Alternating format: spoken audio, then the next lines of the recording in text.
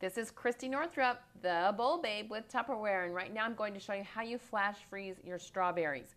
One reason I love to do this is because I love to save money and I love to have the best possible food. So I'm going to wash my strawberries like I showed you in the previous video. But now I want them to be really, really dry. So what I do is I come over to my dryer, which is essentially a cooling rack, just any cooling rack, but I've put a kitchen towel underneath it. And I also wanted to show you that you could just put your berries right on a towel. That's why you see some little strawberry stains here. But I like to just keep them on a cooling rack because then they don't stain my towel. Now I'm going to go ahead and cut the tops of them off because you don't want to freeze your strawberries with the hulls on them or else it'll be really hard to get them off. The thing you want to think about is, what am I going to use my frozen strawberries for? We love to throw our strawberries into smoothies, especially in the winter time when you go to the store and a pound bag of strawberries is $3 or $4. Right now, at the peak of strawberry season, I actually bought the pound for 99 cents. So I live in a good area for produce. Depending on where you live is what you're going to pay, of course, but you want to be able to get them at the best price when they're at their peak.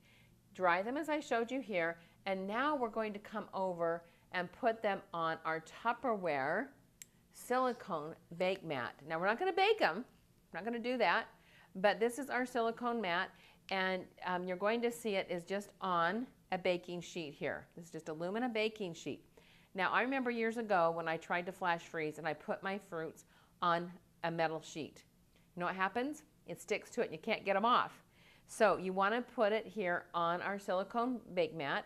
Now what I did is I cut them in half because when I go to do my smoothies or my ice cream or add them to any dish that I'm going to have, maybe I'm just going to eat them frozen. That's a really good snack. I don't necessarily want to eat those great big plump ones. They're pretty big right now. So I just taken them here and I've just cut them in half, but they're very dry. Okay, that's a key thing, that they need to be very dry. And now we're going to take them over to the freezer. Now make sure that you have space in your freezer to put these, and that's one reason why I love to have all of my food in my Tupperware freezer mates. And we have other kinds of things that you can freeze in, of course. But I love to use the containers that are specifically designed for freezing because it just keeps your freezer so organized. You'll be able to find things. So I'm going to open up my freezer here, and you'll get to see my freezer, how nice and organized it is. Okay, let's come over here. Let's look at it. There's my top shelf. There's my cord that wants to get in the way. See how nice that is? And I've got a place for the strawberries right here. Okay, so you want them to be level.